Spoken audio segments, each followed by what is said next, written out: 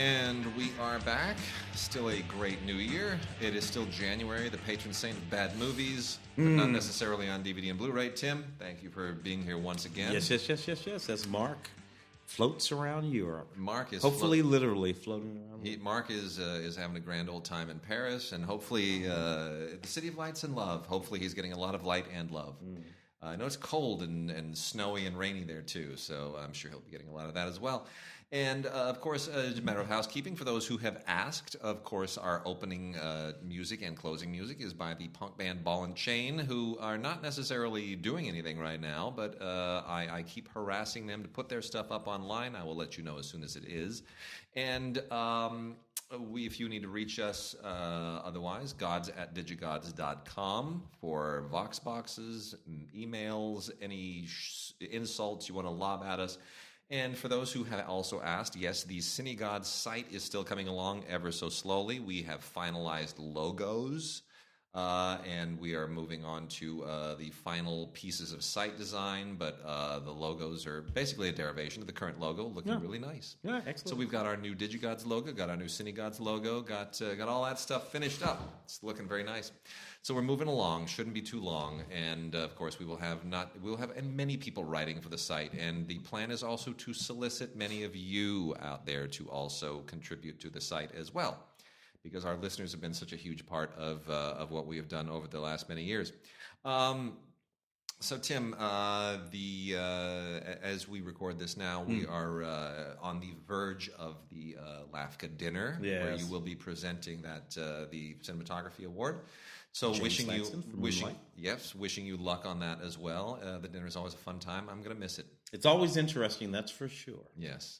Well, you never know what the award recipients will say. Yeah. That's the wild card. Yeah. And LAFCA members have gotten a little less long-winded. There used to be a few members of the group who you say to them, okay, 90 seconds. Your speech is 90 seconds. Please rehearse it and keep it at 90 seconds. And next thing you know, we're sitting there eating dinner, and somebody's gone up there, and they are going on for 7 or 8 minutes, and it's like, what? Well, the way our dinner is in fact a dinner. It's an award dinner. Yes. We've already given the awards. They already know who's going to win. They know. So the wine is flowing and other liquids and spirits prior to folks walking up to that podium, which I think might be why some of those speeches will elongate a little bit. Yeah, that's true. Lose track of time. Casey Affleck, who's been getting all the Best Actor awards, just about everybody except for us. He didn't get ours, but he when he accepted his Best Actor from the New York Film Critics Circle, I don't know, did you follow any of that? I didn't see that. He he's a kid from Boston. He's not gonna kiss up to the people who gave him an award. Which is interesting because there is that East Coast blue collar impulse in the Afflecks and the Matt Damons where they almost feel. Look, you and I worked for a certain family once upon a time who owned a paper here, who were from Long Island, who are of that same mentality. Yeah. And it took me a long time to separate when the cursing was really bawling someone out and when it was an expression of love and appreciation. Yeah. Because that certain individual that we both worked for repeatedly would say the same thing to his parents when he was screaming hellfire at them as he would say to his wife when he was thanking her for throwing... Or his young children. Or his children. It's like all the same. It's all the same. Yeah. So Casey Affleck of the same mentality goes up there and basically just started reading all of the quotes from all the members of the New York Film Critics Circle who had ripped him in previous performances. It was sort of like, thank you for this award. This is what you once said about me. And he went through them. He actually put it all together, and he was just humiliating them. And what a way to say thank you. What a burn. Anyway, so yes, you never know what actually happens at these awards shows. It's a good performance, but you know what? We didn't give it to him. So we will not have to concern ourselves with that. Not at all. Yeah. So let's we left off on docs last week, and we didn't get to all of them. So let's kick up on docs this week. And there were a few interesting ones, really interesting ones we had left over, including Being Evil, which is a documentary about Evel Knievel, of course. This one's kind of interesting. Johnny Knoxville, executive producer on this thing, gets way behind. And you know what I like about this film is that it looks at all the blemishes of Evel Knievel. It doesn't just romanticize him. It doesn't just make him a hero. It's really interesting. It gets behind the scenes. This is a guy from Butte, Montana, born in Butte, Montana, in oil and coal country where things were hard, where the idea was that you throw a punch first and you ask questions later. Where women were treated in a particular way or existed in a society. Hard scrabble guy. And and all of that carried over into the Evel Knievel that we knew, and that's what this documentary is about. It's really sort of interesting to me. It's not like I grew up with him. I remember him. I remember that jump over Snake Canyon and Devil, whatever it was. And all that kind of stuff. He was a part of an icon of my youth. Well, it was an era when being a daredevil was a job. Yeah, it was an actual thing you could do. It was a thing you could do. You could say, I think I will be a daredevil. I can be a stuntman. I could be a rocket scientist. I could be a physician, or I could be a daredevil. It was actually go do it, yeah. And there were a few guys doing this, but he was the one that really put it over the top. And didn't actually require any skills or anything like that. Evel Knievel was never a particularly good motorcycle rider. No. Yeah, I mean, he could make it go, and he had no scientific acumen. No. Everything was simply just about actually just doing it. Yeah, he just jumped things. It was how far can you jump with your car, your motorcycle, your rocket car. I mean, it was. I mean, I guess in some ways it shared something with mixed martial arts and wrestling and some of the other sort of sensational, violent sports today, where you tune in to sort of see how extreme it gets. But yeah, it was. Anyway, no different going to the carnival in a certain extent, just going to the carnival. Streets of Compton, which is a 2-part miniseries about the city of Compton, whom you and I don't live terribly far from. Not far from at all, no. As an extremely sort of interesting and complicated place. Of course, we know about Compton in the terms that we know about Compton, street gangs and violence and records and all of that. Of course, NWA came out of Compton, Ice-Cube and Eazy-E. And the Williams sisters. And the Williams sisters also came out of Compton. And the game. And this documentary is about that. It's about Compton as a place, representative of all of the things that we sort of ordinarily think about Compton, but also representative as this place that put out artists, exceptional artists and athletes that really have done extraordinary things in the world. Interestingly, some of whom have come back to Compton in recent years. Dr. Dre built a big complex down there in recent years to try to sort of revitalize the city, which will be interesting if they can pull that off. Compton is juxtaposed to Inglewood. It's bumped up right against Inglewood. It's interesting. Compton, which is its own city, and Inglewood, which is its own city, and then South LA, formerly known as South Central LA, which is part of Los Angeles, and they're all bumped up against each other, and they all kind of bleed into each other, but yet they are different. One of the things that I've always found interesting about LA is that when you go to other parts of the world, if you go to the outskirts of Paris or the slums of London, the blue collar parts of London, or even the bad side of Chicago or New York, when you're in the bad part of town. Yeah.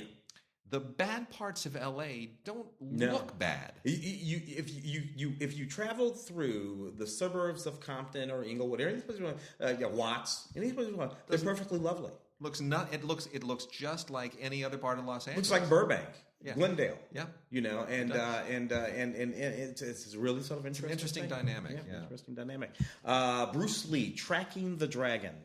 A documentary about a film that goes to all these sort of iconic locations from Bruce Lee films. Yeah. So, like, if you're a big Bruce Lee fan and you're wondering about where this fight took place, or this film does the whole thing, walks you right through it. Interesting how Bruce Lee continues to be 40 plus years after his death. And I don't know that we have examined what an iconic figure he was, because Bruce Lee did so many things that we really overlook. Bruce Lee was the first true cross-cultural, multiracial movie star, not just because he was a star in Hong Kong and in China and in Europe and in the United States. I mean, he was a global star. Including on Network American Television.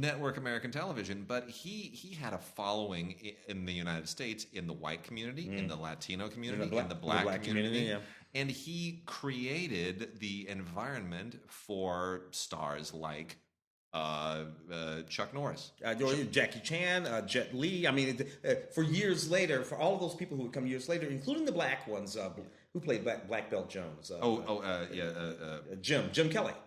Jim Kelly. All of these sort of stars. Bruce Lee sort of created Dolomite, Rudy Ray Moore, for the environment for all of these people to sort of do the things that they did years and years and years later. So that's amazing. That's a legacy. Yeah, it sort of continues to go on. Tesla, interesting PBS documentary. Happened to see this one when it was on PBS. Tesla, the madman. So Nikola Tesla, and they're doing a movie, about Tesla versus Edison. Exactly, which was a whole thing at the time, the Tesla Edison thing to do. Tesla coil, whether we would have DC or AC transmission of electricity. Tesla, who anticipated wireless everything. So this world that we live in now with Bluetooth and wireless, Tesla anticipated all of that. He was unfortunately a little bit, crazy.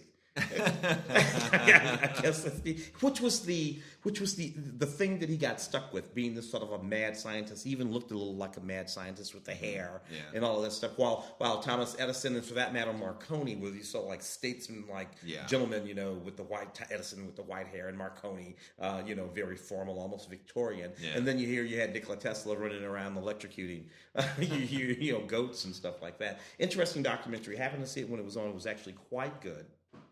What else you got over there? Let me hit a couple of PBS things. Got 3 here. This first one, a Frontline called The Choice 2016. Now, this was made pre-election, so it really is. Now it's almost like an archival documentary. It's not out of date, but it's interesting. It is an investigative biography of what it is of both Hillary Clinton and Donald Trump. And I think in time this may become a very, very interesting film, because it's not looking back at the election after its conclusion. It is sort of in the heat, in the middle of it, and trying to be as investigative and honest and open and balanced as possible. And they hit some roadblocks and they push past some other ones. And it is actually very, very well done. And it will be interesting to see how this compares when we get, say, 5, 10, 15 years past this election, and we know the consequences of it. So very, very interesting. If you buy this, keep it on hand. You're going to pull it out in about a decade, and it's going to have a whole new meaning. And even for now, that doc, given what we know about the way that election was covered journalistically, and the failures of journalism with respect to that election, that documentary, with all of these sort of journalistic efforts in the thick of it right then, you look at that documentary and you think to yourself, man, they're blowing it. They think that this thing is important, and now, hindsight being 2020 as it is, we know that thing isn't important. Yeah, it's very true. So it's very, very, very interesting stuff. And then Nova, 15 Years of Terror. Nova is always great, just as Frontline and American Experience are always great. They are the bread and butter of PBS's documentary journalism coverage. It's been 15 years since the attacks of September 11th, 2001, and this is a look back. And in a sense, kind of an attempt to look forward. And it says, where have we come? Where are we going? Are we dealing with this correctly? Are we seeing it correctly? And it is absolutely superb. It is thorough and scholarly. And then the last one from PBS is Super Hummingbirds, documentary for Nature series. I have a great affinity for hummingbirds because they're awesome and beautiful and weird and death-defying and stupid all at the same time. In my mother-in-law's house, I remember this was a few Christmases ago, a hummingbird flew into the house. And we could not get that thing out of the house. Opened up every window, every door. The exit was right there in front of it. This thing, even like a pigeon, which has to be the stupidest thing on the entire planet. Pigeons are just the dumbest animals ever. Even a pigeon would have seen the door and known how to get out. A fly knows to fly toward the light. The hummingbird, it kept flying to the top of the Christmas tree. That's what it kept doing. You just wanted to just at a certain point give up and say, "Fine, you're an ornament. Welcome to the house." It was so insane, but they're amazing creatures, and high-speed photography and everything else. This is on Blu-ray. And it is it's really, really beautiful. They're just amazing creatures. Despite their stupidity, they're really amazing. So you understand how they mate, how they nest, how all of that stuff. It's really, really amazing. Beautiful, beautiful photography, and it's only an hour long, gorgeous Blu-ray. Oh man, that's so neat. I have Steve McQueen, The Man, Le Mans. I love this documentary. It's a great documentary. Love it. 1971, Steve McQueen made a movie, 24 Hours at Le Mans. Yeah. That movie is striking in and of itself. That movie has a sort of verite sort of style to it. It's not. I mean, everything that's happening at Le Mans is happening. He's actually driving in Le Mans at the time. And then there's this all sort of dramatic narrative that's going on behind it. It's his Apocalypse Now, right? Oh, It's his Heaven's Gate. And there's no script. Yeah. And they're panicking, and they're changes directors halfway through. And it's just trying to make, and he just wants to make it real. I want people to feel like they're really at Le Mans. The first 35 minutes of that movie has no dialogue. Just sort of ambient sound of Le Mans, but no dialogue per se. There's all him in this. It's all interviews with him and the audio, and it's fascinating. And this documentary gets behind the scenes of all of that and sort of it's really, really interesting stuff. I like that movie, by the way, 24 Hours at Le Mans. Oh, I love it. It didn't make any money. Still a great film. I think it was either the first or maybe the second film that he made with his company. Yeah. When he had that power in 1971. But it's a fantastic film, I think, anyway. Really great. Hooligan Sparrow, really interesting doc. This is from Kino Lorber. This is about Ye Haiyan, who is otherwise known as Hooligan Sparrow, who is an activist in China, and basically, being an activist in China doesn't pay a lot of money. You can be an activist in certain parts of the world and be funded by nonprofits and other, there are ways of sort of making it pay or basically covering your expenses. She doesn't. She loses her home. She's on the street. Literally becomes homeless. Literally becomes homeless in one part of this, trying to care for her daughter, who supports her, but just mom. While fighting for issues that are bigger than just her and her life. It's she's a lot of her fight is for sex workers in China, but she's basically fighting for women's rights and the recognition of women, and it is amazing the stern stuff that she is made of, and the government there are parts of the film where the government agents show up, try to break her door down, try to stop the shooting of the documentary. I mean, it gets intense. It is an intense film. Really, really worth checking out. It'll tell you a lot about modern-day China, and especially what human rights activists in China have to go through. It is astonishing. I Am Bolt, a documentary about Usain Bolt. I am as heterosexual as they come, but if Usain Bolt asked me to consider it, let's go hang out. For one thing, I want some of your DNA because that's amazing. Just insane. This is a really neat sort of all access sort of let's hang around with Usain Bolt and his celebrity friends, Williams, Ziggy Marley, all of these sort of people who adore him, by the way, but not in that sort of sycophantic sort of way. Yeah. They actually just like him, that dude. Yeah. He's a cool guy. If he didn't happen to run, 100 miles an hour or whatever, he would still be a cool guy to hang out with, which you sort of get a sense of when you see him in the world. He seems like a fun guy. This is what the thing I love about him is he's got the balance totally right. He's not one of these amazing athletes who comes and he's so humble. I'm just so glad to have the opportunity, and I'm just a guy. I'm an ordinary guy. No, you're not an ordinary guy. Yeah. You're the fastest human being who has ever been on the entire planet, and you're amazing because you're like taller than you should be to be that fast. You're a freak of nature, and it's amazing. And he knows that, and he knows he's awesome, and he has an ego about it. But he's not a jerk about it. Yeah. He sort of has fun with it, and he's still approachable, and he's still everybody's friend, and he still walks the streets of Jamaica, and he loves the kids, and the kids love him, and he goes out, and everybody sees him, and he doesn't lock himself in an ivory tower. You never see him, in all these sort of wacky... Yeah. He's Pele. I always compare him to Pele. Perfect. He's Perfect. Pele. Yeah. Of his generation, his sport. Totally true. New Orleans Music in Exile, another great documentary by Robert Muggy. Who just makes some of the best documentaries around, really great. Every single amazing New Orleans musician currently living shows up in this thing.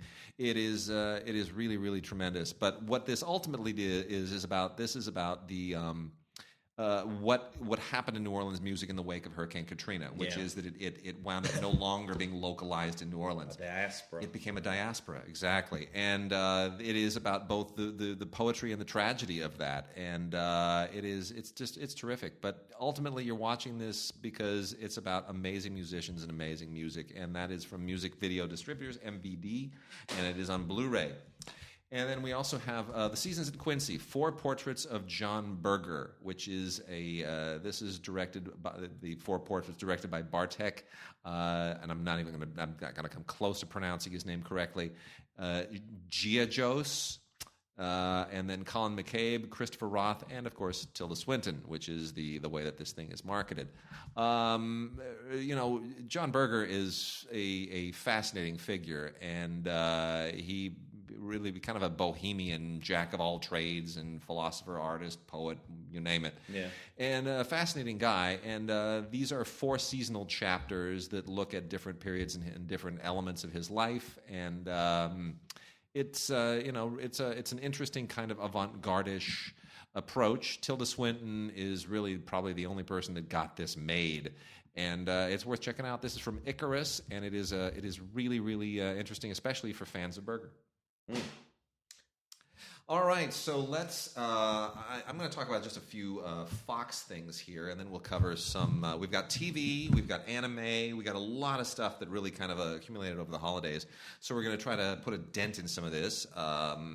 There are some really interesting manufacturer-on-demand MOD titles that have come out from Fox and MGM. The Fox Cinema Archives titles, for the most part. Some of these are really, really fun. They're movies that have just completely fallen off the radar, and like all the MOD stuff that lives in the archives and the libraries of the major studios, a lot of these just, they don't normally see the light of day. Nobody knows they're there, but you have a lot of great archivists and historians working at the studios who mine through this stuff and say, you know what, it's time that this be rediscovered. And, this is, for film history, this is wonderful. CinemaScope classic, Women's World.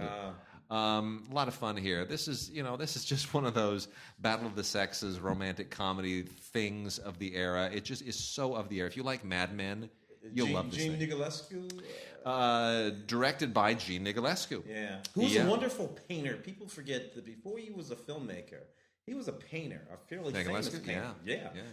Portraits of important Europeans and whatnot. Then, of course, he had to flee. But anyway, yeah. So essentially, the story here is that you have a guy who runs an auto company and needs a new sort of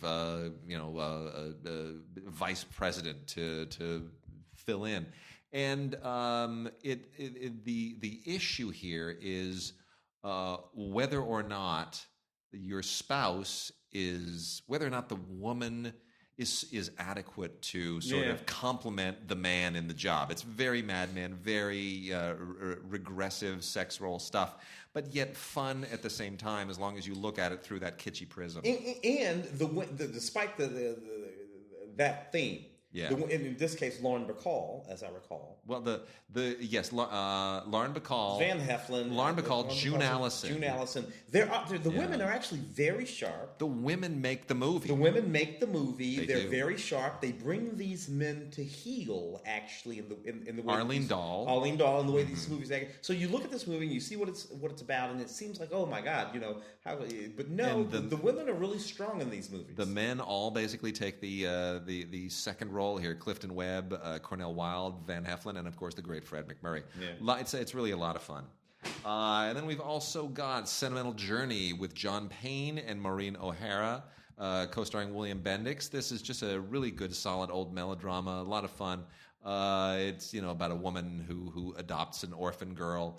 And there's a whole tragic angle to it that I won't reveal. Directed by Walter Lang, and some good melodramas at the time. Really, that's just a lot of good, drippy, tear-jerking stuff. Clifton Webb also shows up along with Maureen O'Hara again and Robert Young in Sitting Pretty. Sitting Pretty is kind of a silly film. Walter Lang again. It's a bit of a silly film, but it's also a Mr. Belvedere movie. Mr. Belvedere. It's Mr. Belvedere basically being a babysitter to his kids, and it's fine. Betty Grable, Cesar Romero, George Montgomery, Coney Island, another big color musical extravaganza from the day. Really, it's you're watching this just to see Betty Grable shake her stuff and put on a show, and it's that's all there is to it. Also directed by Walter Lang, but this one written by George Seaton, who one of the great screenwriters of the era. And then speaking of Langs, this one is directed by the other Lang, Fritz Lang.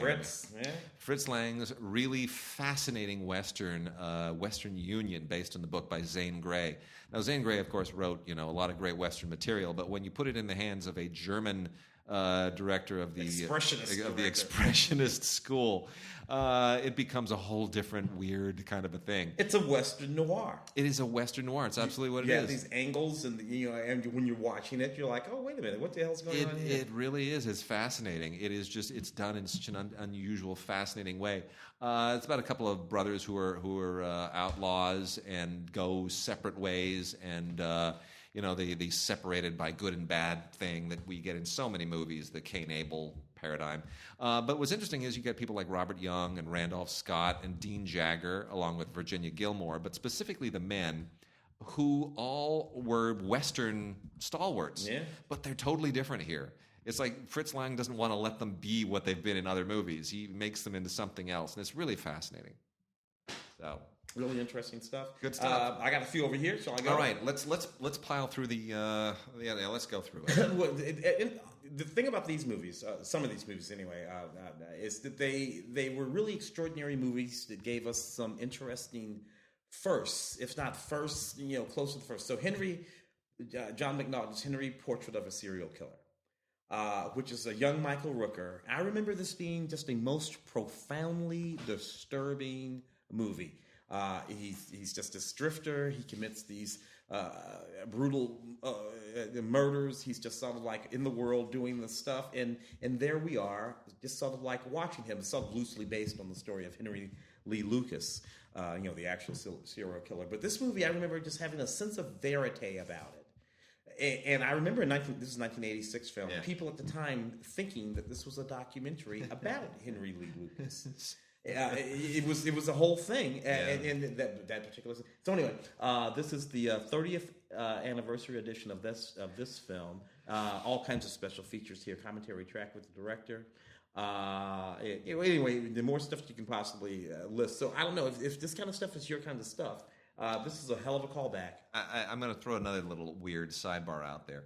So in 1992, I went to my first Cannes Film Festival, and one of the films in competition that year was Caro Diario, My Diary by Nanni Moretti. Mm-hmm. Now, Nanni Moretti, of course, went on to win a Palme d'Or for The Sun's Room, and he's still a great filmmaker. Fun films that come out all the time. He's had a couple over the last couple of years.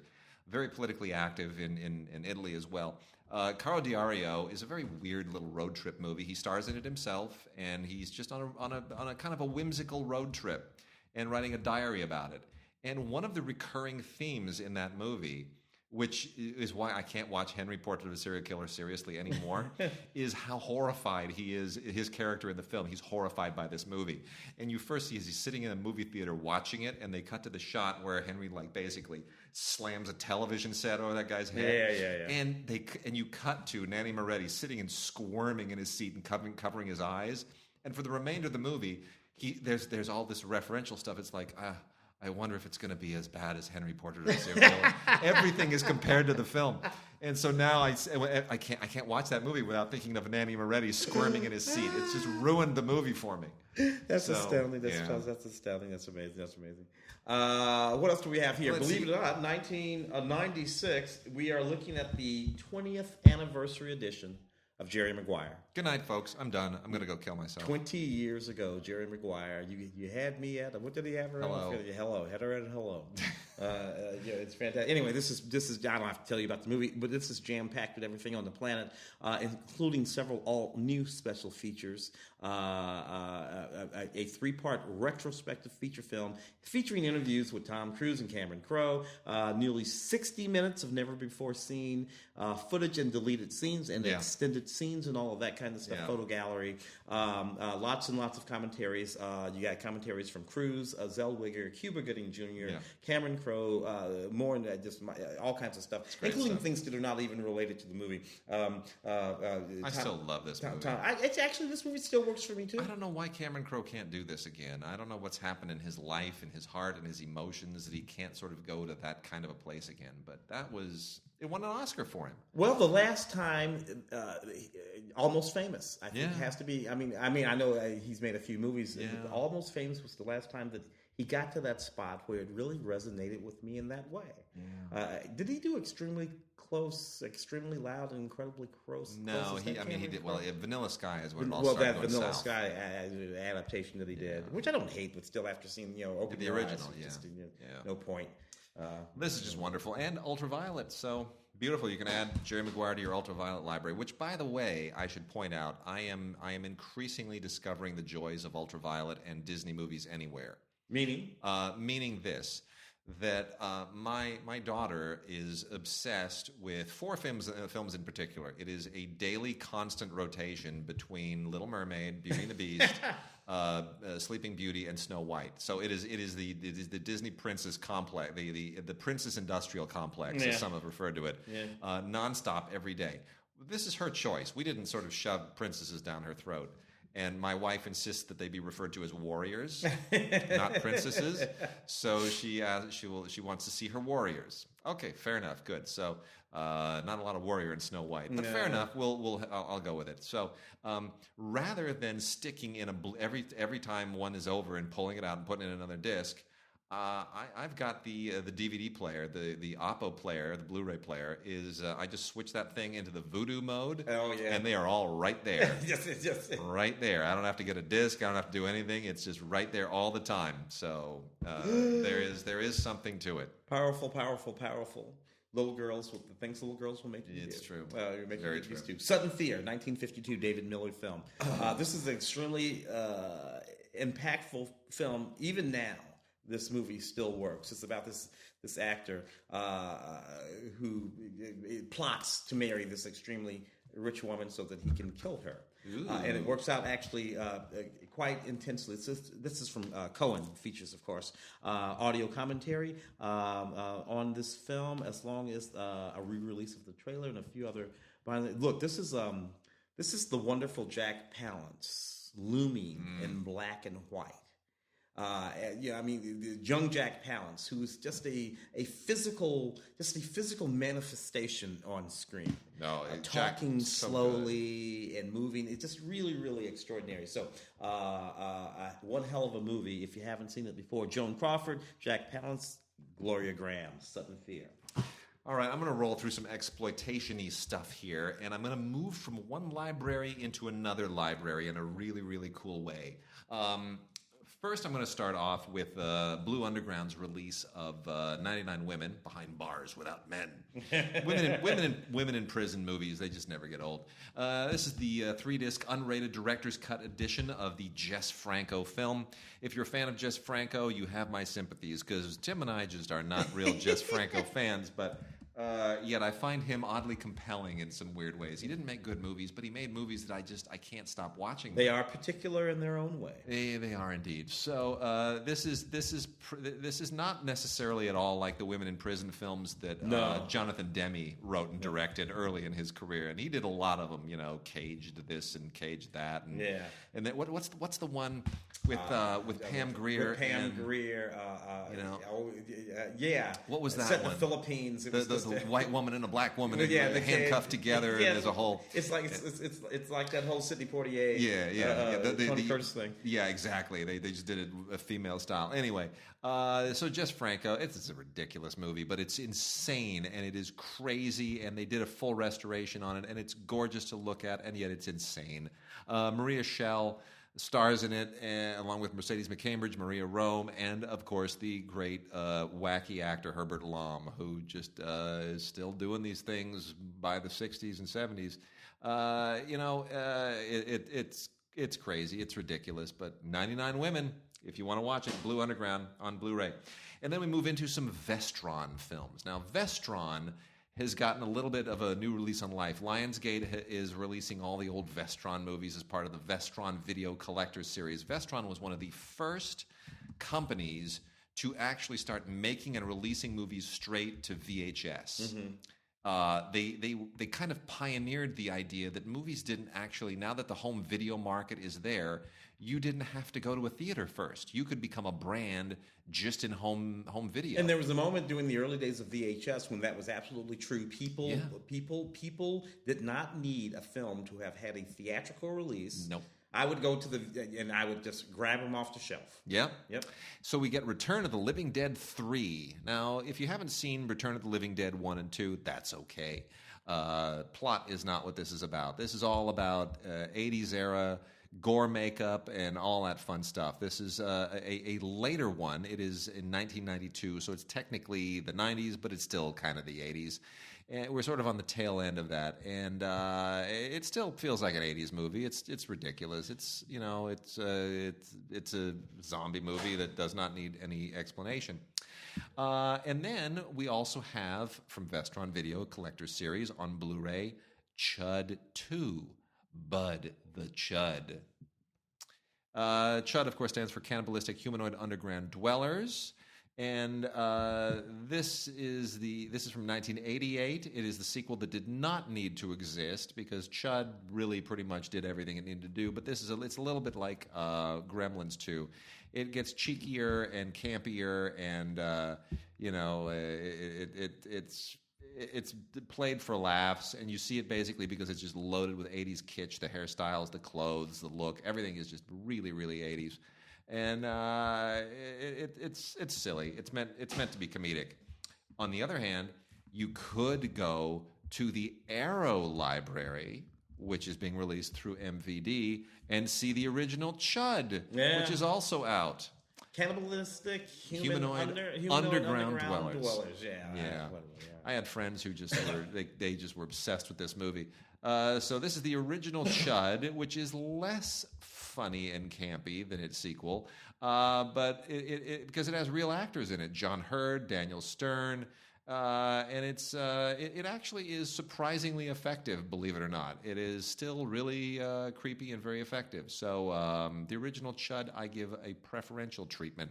Loaded with extras on this 2-disc edition, interviews, isolated score. A tour of the locations in New York City where they shot it.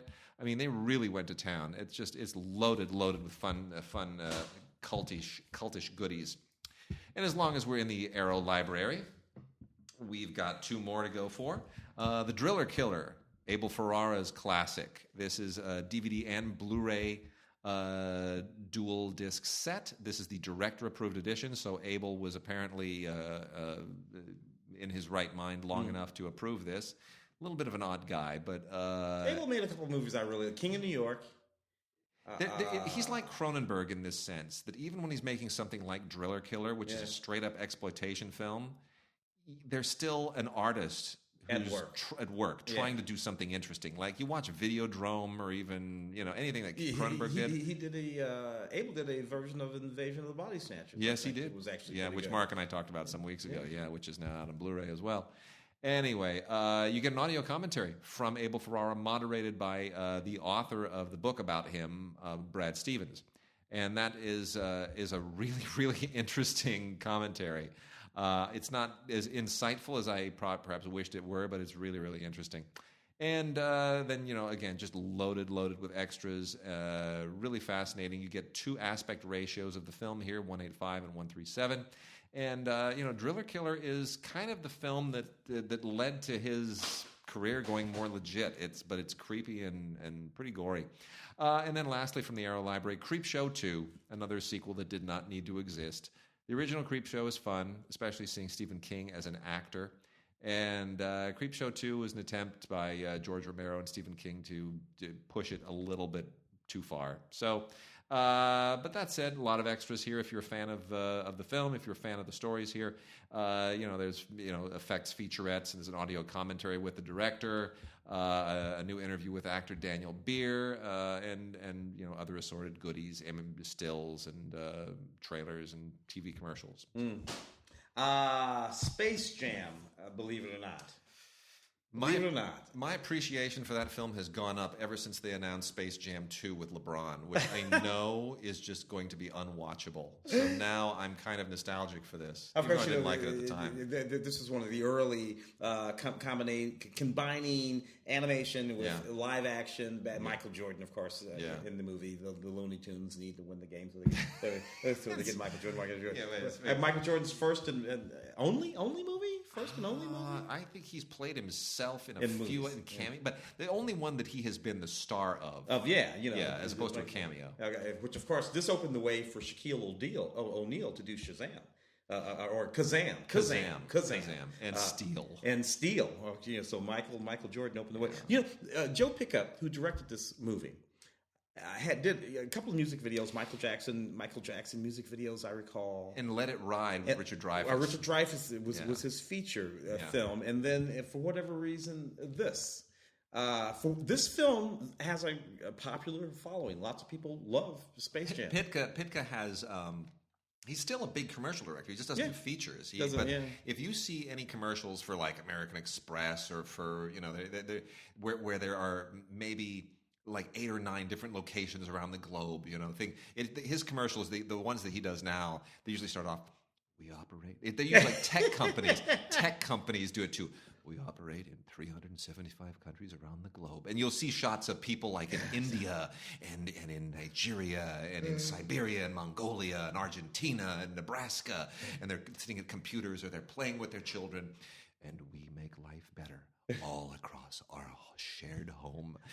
Those are all that's what he does now. Yeah. Oh, well, interesting. This has all digital HD, all kinds of featurettes and commentaries and all kinds. Space Jam, a lot of fun there. The Magic Box, which is about the films of Shirley Clarke. The extraordinary woman director. It's from Milestone. Milestone has been really going to town for Shirley Clarke for a long time. And Shirley was just an avant-garde, experimental filmmaker who did a couple of features that even as features were still avant-garde. People with the cool room, people would talk directly to the camera and all that kind of stuff. Was she a UCLA girl? Was she one of your... I think she was. Yeah. I think she was a UCLA girl. So, like as you say, from Milestone, 3-disc deluxe set covering the films from 1929 to 1987. The Dancer, Bride, Runaway, The Radical. It's just fantastic stuff. So check that out. I have Quiet Earth. That's great. A really fantastic sort of a sci-fi film. Groundbreaking. A guy wakes up. He thinks he's the only person on the planet. He finds out that there are a couple of people left. He seems to be the only, and all these sort of agendas and everything that play out. A really, really powerful film. Commentary from Neil deGrasse Tyson. Yeah. On this documentary, of course, noted physiologist Neil deGrasse Tyson. Of the most recent incarnation of Cosmos. Exactly, which is a just interesting thing in and of itself. I want to watch this just so I can turn on the commentary to see what the heck Neil is talking about. This has other bonus features, and including a couple of essays on the... Pretty great. What is this, the Blu-ray? Blu-ray. Blu-ray from the Film Movement Collectors series. And then lastly on this, well, it's not even, it's like a classic movie now because it was last year, so we're including it in the segment. It's a 2-film collection of Mad Max Fury Road, which also includes the Mad Max Fury Road Black and Chrome edition. Now, I don't know why they released this, because George Miller just, I guess, felt like the movie is cooler in black and white. So he gives you the version, the theatrical version, and a black and white version of it, which is the black and chrome edition. It's a rock and roll movie, that's for sure. That's interesting, though. Black and white. I don't find that it is all that interesting. And I mean, it's a great movie, but watching it in black and white, I'm just struck by the fact that I'm watching Mad Max Fury Road in black and white. Yeah. It doesn't really change anything. It's a very peculiar gimmick, and I don't really get why he wanted this. But in any case, it's got a new introduction by George Miller, where he tries to justify it, and not very well. And then you get some featurettes, and I would really say, if you have the previous edition, don't dibble dip. Or just, put it in, go to your television menu settings, find the selection for color, and reduce it to 0. Yeah. Unless there's something else going on there that I don't get. Which, maybe there is. Maybe there is something else going on. Okay, let's hit some TV. I'm gonna burn as quickly as I can through a giant. We overdid it a little bit when we solicited the people at Fox to get us some of their National Geographic television stuff. Good stuff all. It's all really good stuff, but there's a ton of it. So here we go, really, really quickly. These are all series from the National Geographic Channel, and as many as I was able to get a look at, they're all worth checking out. I got to be honest, National Geographic does a really, really good job with all their stuff. It sets itself apart from your usual PBS and your Learning Channel and all the other ones because they really are trying to keep it real and keep it serious. So, Southern Justice Season 3 is out, 2 discs. This is all about a sheriff deputies in a county in Tennessee and in another county in North Carolina. It is not like Cops. This is much more earnest and real stuff. We also have Return from the Dead, which is this is a documentary about a neuroscientist looking into the human brain and near-death experiences and all of that stuff. So not terribly conclusive, but still very interesting and provocative. We have Season 3 of When Sharks Attack. That warrants absolutely no introduction. It is great photography, but I don't like watching it because it makes me scared and have nightmares. I Am Rebel is a documentary series about, this is 4 episodes in this. This is all about I don't even know how to really put this, but it is about living outside the box. It is about people who just find a way to make life better, not by breaking the law, but by breaking the rules. Maybe that's a better way of putting it.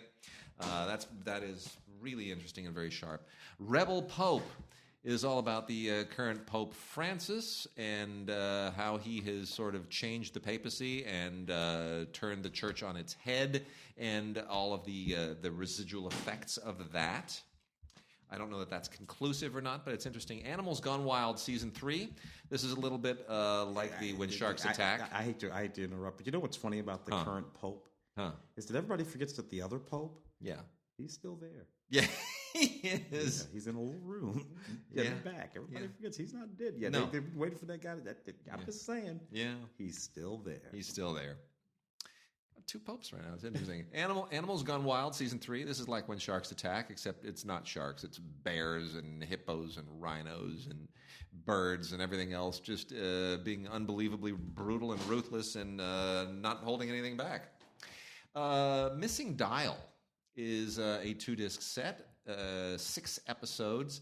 All of this is about, and it's not the dial on your television. This is about Cody Romandile, who is the son of an explorer named Romandile.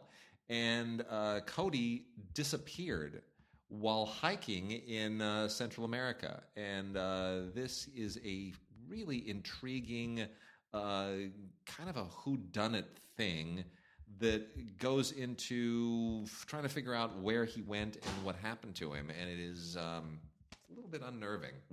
Dr. Oakley, Yukon Vet, Season 3. I don't need to explain that. She's a vet, and she works in the Yukon, and it is beautifully photographed, and it is really informative, and she is awesome. Speaking of Neil deGrasse Tyson, Season 1 of Star Talk. This is another show where he talks to all kinds of interesting people. And I've been listening to that show as a podcast for I had no idea it was an actual television show. It is. It's his late night talk show. If you get sick of watching comics and people that just make jokes, you can turn on to a guy who's really kind of amazingly brilliant. And just talking. I had no idea it was an actual show. Yeah, like Jimmy Carter's on this. Yeah. And Season 1 of The Great Human Race, which is also really, really interesting. This is 2 discs, 10 episodes, which is all about, the archaeological history of humankind just managing to survive under all these inclement conditions. Really, really interesting. Just like we're racing from the past to the future. Very, very, Very interesting. Mygrations, season 1. Very clever little pun on the title. Mygrations with M-Y. 2 discs, 8 episodes. This is similar in some respects to the Great Human Race. This is, although kind of projected to the animal world, I guess is the best way of putting it. Focusing on the kind of like a safari tour that visits the wildebeest migration across the Serengeti. Very, very interesting. Just because it makes me want to do it. Right? And our friend Nadim, who has guested on this show before briefly, Nadim grew up all over Africa because his dad was a UN diplomat. So he lived in like 5 or 6 different countries in Africa, and he chased wildebeests as a kid. Yeah. How do you, really? As a kid, I thought a wildebeest was a made-up thing. No. It's an actual thing. And he would chase them. He actually was chasing the real thing. I can't even imagine that. Original Sin, Sex. Not quite so National Geographic-y. This is 2 discs, 6 episodes. It's not as titillating as the artwork and the commercials necessarily lead it to be. Tries to sort of be a little bit provocative, but at the same time, it also just sort of analyzes sex in society and in the media and how it's presented and so forth and so on.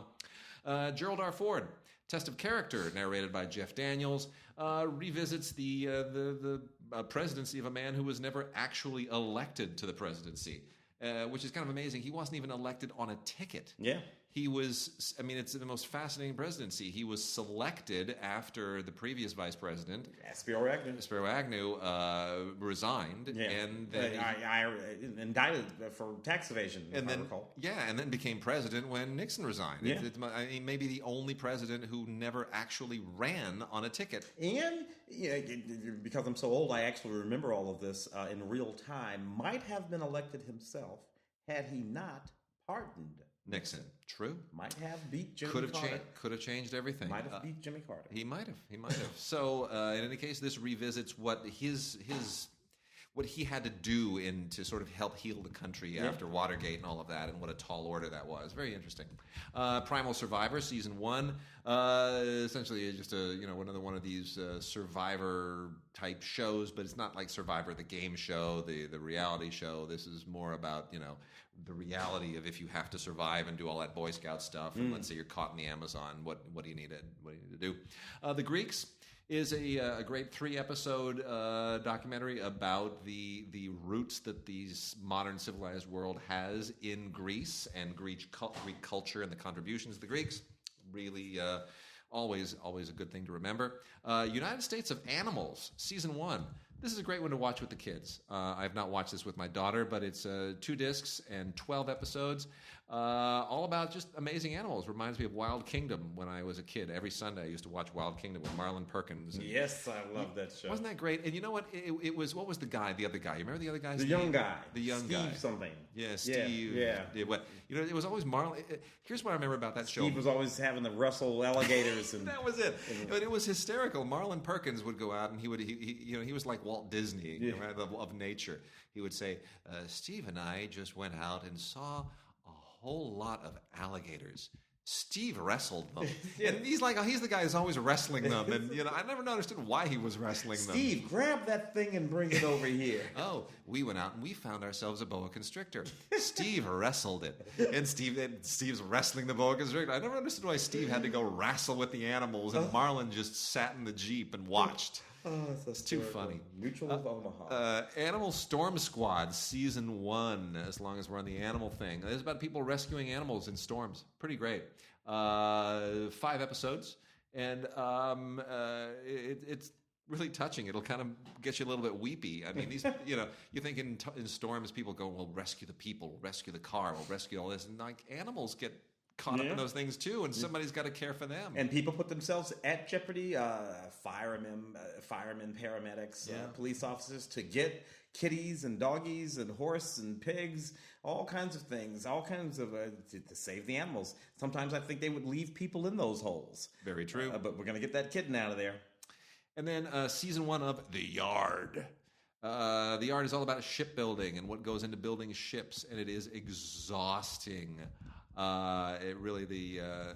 It's amazing building ferries and ships, and it's just it's just too much work.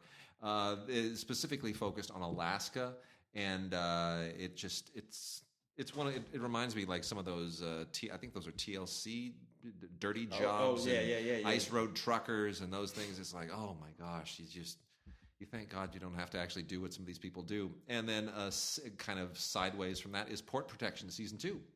Season 2 on 3 discs, 10 episodes here.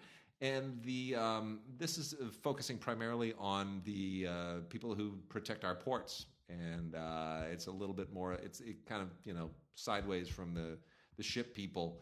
It's pretty intense. It's a whole different lifestyle. So there you go. I got a whole bunch of TV stuff over here. Can I get a little bit of this? A lot of the stuff I actually watch. Broad City Season 3. Yeah, I like Broad City. Ileana Glazer, Abby Jacobson. Yeah, these two young women, along with Hannibal Buress, of course. Yeah, Hannibal Buress being the comedian who we should note outed Bill Cosby, re-outed Bill Cosby.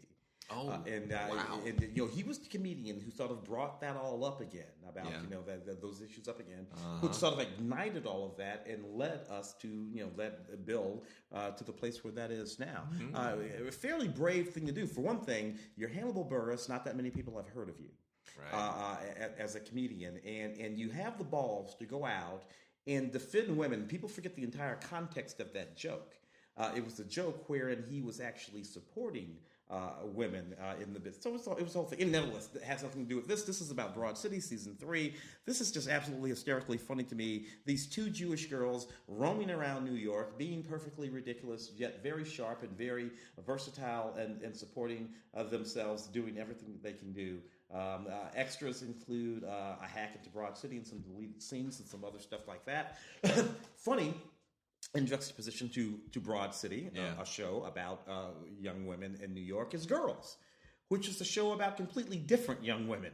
Sort of in New York, perhaps a little bit higher on the totem pole in terms of society, in terms of social class and things like that. Yet it's still a very neat series that I've enjoyed over the years. This one is, what season is this? Oh, this is the complete season. This is the 5th season. This is a 5-season show, but that's what we have here, the 5th season of Girls. Bonus features includes deleted scenes and extended scenes and some inside some of the episodes. Anyway, a neat series that went on a little bit longer than I thought it might have, given the material that they were covering. But there it is, Girls, the complete 5th season. Bob's Burgers. Yep. Well, you're Bob. Are you a Bob's Burgers fan? I have watched enough to know that I can enjoy it in small pieces, but I live in the exact same spot. Yeah, I can't watch this every day. It's not The Simpsons. See, Mark's a huge Family Guy fan. We argue about that on the show all the time. I can enjoy watching the Family Guy. It's a little bit how I feel about South Park these days. Like, I used to love South Park, but now I feel like Family Guy, South Park, I can enjoy a YouTube clip that shows me one joke that lasts about 10 seconds. Mm-hmm. And then I'm good for about 2 weeks. Yeah. And I feel like I'm in touch with what's going on. In touch with culture. Same thing with Bob's Burgers. Nevertheless, this is the complete 5th season. Contains all 21 episodes. And not a whole lot of additional stuff on this. But if you like the series, I guess you don't need a whole lot of additional stuff. And Blast from the Past, Mad About You, the complete series, which was part of, way back, they even say here, must-see television. This was back on must-see TV Thursday nights. Mill Creek is releasing a lot of these TV things in new boxed sets, which have been previously released. So Sony is kind of handing the baton off to them. They're doing a great job. Paul Reiser and Helen Hunt, still a really good show. One of the best finales ever, and now affordably priced in a new box set. Hairspray Live, another one of those NBC Live musicals. I gotta say, I didn't get it. I don't think it works. I like that Peter Pan one. Did you like the Peter Pan one? You remember the? Yeah. It might have been the first, maybe the second one. I kind of dug that. This one I did not see. Yeah, I don't. Here's the thing. I love the original Hairspray. Mm. I'm not such a fan of the musicalization of it, which I'm happy for John Waters. It made him more money in about like a month of Broadway performances than he made in the rest of his entire career. Yeah. So good for him. I don't know. Live television. Anyway, if you saw it and you liked it, that's fine. And the complete first season of The Grinder. Rob Lowe will not go away. He will just not go away. And he doesn't age. Gosh, I hate him so much. Watched him in Oxford Blues the other day, about 1984, 85, something like that. Yeah. Already moved. He came into the world a movie star. Yeah. Just was always a movie star. I went to school with him. I know. I remember very well when he was running for class treasurer in junior high school. He was a year ahead of me. And I remember very well, he went up and he gave his little speech about what the treasurer does. And I knew another guy, and that was another friend of mine who was also running for treasurer, and he went up second and gave the speech. It was like the exact same speech, and everyone laughed. Everyone started cracking up. And I remember thinking at the time, gosh, he's a lucky guy. He looks good, and he can do no wrong. Everyone loves Rob Lowe, and he wasn't even a star at the time. No. He was doing like McDonald's commercials, where it's like, holding the hamburger in the camera. And anyway, so The Grinder. He and Fred Savage are brothers, one it's the mismatched brother thing. One is a TV lawyer, and the other one is an actual lawyer, and the antics and comedy ensue. I'll say this: Rob is very talented and he's very funny, and he's always made really good choices with material. A certain amount of longevity there that one just simply has to respect. A certain and a bit of a shapeshifter. He was a pretty boy. Yeah. Pretty boys from the middle 80s, late 70s, middle 80s, with that jawline and the hair and all that. Not many of those guys made it out. Nah, they didn't make it through, never had a chance to do anything serious. Rob did some serious work, for one thing, on the West Wing. Yeah. He did serious work on that show. Sure did. And there you go. I got a couple over here. Okay. Cashmere Mafia. Ooh. A series that didn't last very long. From about 2008 or so. Starred Lucy Liu, Frances O'Connor, a few other people like that. Seems like this series would have lasted a little while. It was about all these sort of high-powered women in New York City. Networking with each other and other people that they knew to sort of advance their careers. It struck me as a fairly good idea for a television series. Didn't do all that well. Hung around for one season, Cashmere Mafia. Still, kind of neat. The complete series we have here, because the complete series consists of only one season of the actual show. So that's okay, I suppose. The New Girl. I like The New Girl.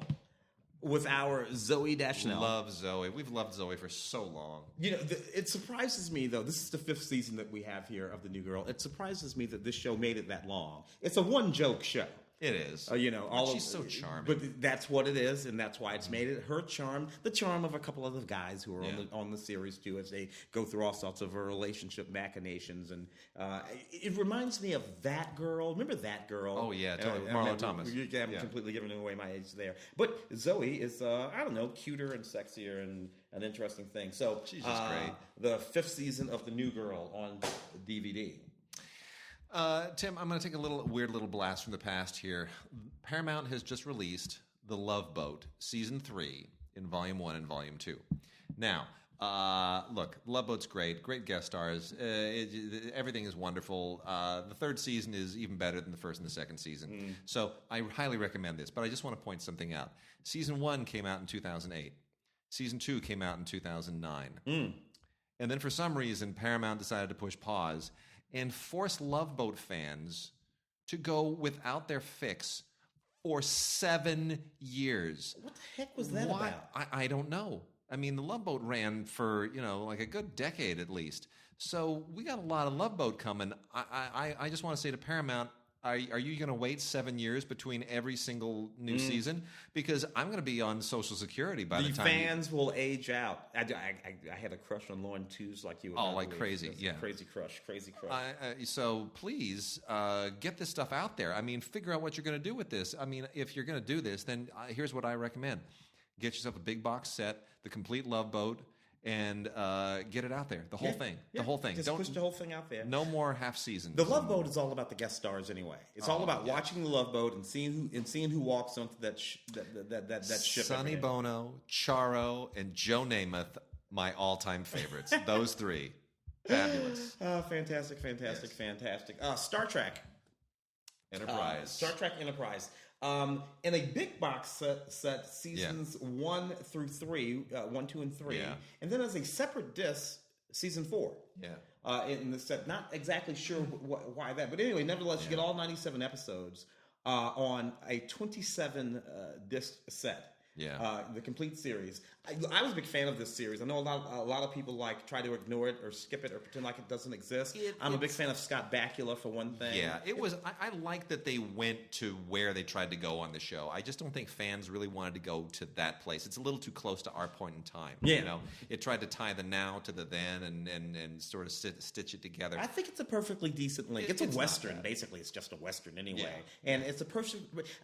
That series, for me, was the one that lived in a space, particularly because of the way that it started. Started there in the cornfields with the Klingon running through the cornfields, and all of the dress was kind of contemporary. The clothing that people was wearing, and there was like a little space car or something like that. But generally, in watching that series, and when it first started, I kept thinking to myself, this could be in my lifetime. Well, that's it. That's what they wanted to do. They wanted to give you something where you felt like I could touch this. Exactly. This isn't so distant from me here now. So I give them credit for that. I liked it. It fills in some important mortar in the Star Trek universe. So I'm sorry it didn't last longer. Which they're a little bit better about, frankly, than they are in the Star Wars universe. In the Star Wars universe, that new movies in there, Rogue is in they write a prequel to the thing. Heavens. They're not so good at that. No. They will just make stuff up, ignore things. So anyway, whatever. Sleepy Hollow, complete third season. Oh, I loved that show when it was on. This show, I mean, it's not the movie. I just want to point out, it's not the Tim Burton movie. This is I know people are like, oh, they made it. No, it's a different deal. This is all 18 episodes from season 3, and really, really sharp show. Got a lot of mileage out of kind of switching the premise up, but you take this show. It's a nutty premise for a show, and then went sideways 3 or 4 times over I think the last season was maybe last season. But in creative ways. But in creative ways, you got Orlando Jones running around this show. You got Ichabod Crane. Yeah. You have Nicole Bahari, who's so hot it's ridiculous, and she's just FBI. This is what I like about the show. I'll just go ahead and the whole time travel aspect kind of it's cool. Back and forth. Yeah. You got Nicole Bahari, who starts off as a cop, a sheriff, then becomes a detective, and by the time the show ends, she's an FBI agent. I'm like, this is just an amazing career arc that this young woman's had. But this is what I loved about that show. She had a gun, and she wasn't afraid to use it. Every episode of that show, Nicole Bahari was just capping the hell out of demons. I mean, she's just cranking all 15 out of that clip she would use. Just good action. That was a lot of fun. And then my last 2 here, we're getting close to the end of the show. I Love Lucy Superstar Special number 2. I cannot endorse these. I don't know why Paramount keeps doing this. They owe us a lot of seasons of I Love Lucy on Blu-ray. They have not finished that run up. They keep trying to milk it with these colorized Superstar specials, which are just terrible. The show should not be colorized, first of all. I Love Lucy lives in black and white. That's the best way it is. It was shot by one of the great cinematographers of all time, who shot many great silent films. It should live in black and white. You should honor his achievement. This is just a couple of episodes from the Hollywood trip. Lucy visits Grauman's and Lucy and John Wayne, which are, of course, 2 episodes that plug together because she takes John Wayne's footprints out of Grauman's theater and breaks them, and then has to get him to step accidentally. She tries to lure him to step in concrete again. It's very funny episodes, but keep it in black and white, and don't release these kinds of pandering color specials. I can't endorse them. And then this is actually another National Geographic thing. I neglected to mention this on the previous run, but this is a really good one. It does stand alone. Season 1 of The Story of God. Yeah. With Morgan Freeman. Yeah. And Morgan Freeman, who has played God, we should point out. Yeah, quite well. Very well. Very accurately, I would guess. But a really, really interesting look at the power of faith around the world, and belief systems in art and in culture and all this stuff. It just it's an amazing kind of anthropological philosophical, theological journey, and you couldn't hope for anyone better than Morgan Freeman to sort of take you on it. It is really wonderful. It's not pointed in any way. It's not trying to convince anybody of anything. No. It's talking about history. It's talking about people and the way people think about these things. He does that with science too. He has a show called Through the Worm. Yes, which is great. Which is also very interesting fellow Morgan and what he does. The complete 11th 1/1 season of Bones. I would never have pegged this show to last this long, especially because he was on Buffy. He was on Buffy and on Angel. He's one of the richest guys. Oh, I'm sure. He was on Buffy for several seasons. Had to spin off Angel several seasons, and he hasn't had time to spend his money to do anything. It works, and he's an executive producer. And plus, it features Zoe's big sister. On the show too, so we were talking about Zoe Deschanel a little bit. Yeah. So big sister's on the show here. 4th season of Ray Donovan. I never really quite caught on to Ray Donovan. I know it's a very popular show for people who like it. About this guy who's a fixer in Hollywood, fixer in L.A., going around taking care of, kind of connected his father. Jon Voight. Yeah, thank you very much. And Eddie Marsan and some great actors in this television show. What I do like about Ray Donovan is the way it makes LA look. I know. It uses LA, not just the Capitol Records building, not just Man's Chinese or the Chinese Theater. So Ray Donovan, complete 4th season, includes several special features, including some character profiles. So Ray Donovan. And wrapping out the show, I just want to plug some really cool anime, some really interesting stuff from Funimation. We've got a lot of anime to get out, so there are a few here that I think are worth making mention of. The first two, really just amazing animation. It's amazing how far this stuff has come. The complete season of Chaos Dragon, which is fantasy stuff. These two fantasy countries that are warring in kind of, it's a little bit of Lord of the Rings type thing, two fantasy warring lands. And they have, there are guardian dragons and all kinds of fascinating politics and soap opera machinations to the way these two nations intertwine, and it's really interesting, and the animation is so cool. Also really good is Sword of the Stranger. This is the movie Sword of the Stranger. This is both of these are Blu-ray and DVD combo packs. They both came out end of last year. Sword of the Stranger is a little more straightforward. It's not as fantasy oriented. It takes place in feudal era Japan, and it's about a boy and his dog who are sort of tools in the fulfillment of this ancient prophecy, and they have to escape Chinese assassins who have come across the water from the Ming Dynasty. Really beautifully done. If you're into Asian culture from that particular time, really fascinating stuff. Super cool. And then a little bit lighter is Good Luck, Ninomiya-kun, the complete series. This gets into the whole school thing. A lot of anime shows are based around school kids who have powers or who are aliens or who are taught by aliens. Or it's just, everything in Japanese school must be so boring that they have to invent these crazy so hard stories that it breaks their brains. Well, anyway, this is about Shungo Ninomiya, who is a kid in high school with a mercenary sister and who lives in a giant house. And she has a secret as well. She's a succubus. Yeah. And has to learn how to control her powers. Anyway, it's one of those fantasy things imposed on a school story. And kind of similar is Castletown Dandelion, which is a complete series on Blu-ray and DVD combo. By the way, Good Luck, Ninomiya-kun is on DVD only. Castletown Dandelion, complete series on Blu-ray and DVD combo pack, as are most of the Funimation titles.